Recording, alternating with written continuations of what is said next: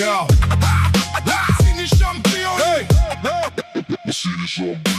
Сините бедняци обърнаха панаира на богатите играчи, защото имат колектива, защото имат го отборното, дори и за стотинки. Все едно да си спечелил маратон с кубинки. Няма ли спечелен важен матч, а то пък всички важни са. Що освен Герена всичките стадиони празни са. Кой забрави да ви каже, че пандемията свърши? Опитват се да се надигнат, ама Левски пак стърчи.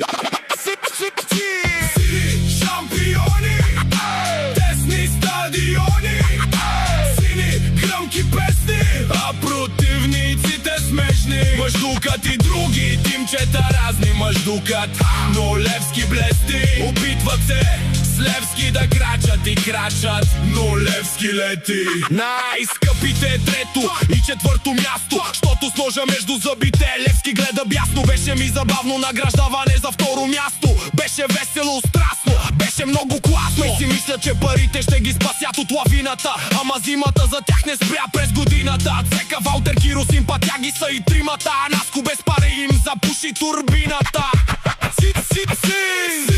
Шампиони, тесни стадиони, сини гръмки песни, а противниците смешни. Мъждукат и други тимчета разни мъждукат, но Левски блести. Опитват се с Левски да крачат и крачат, но Левски лети.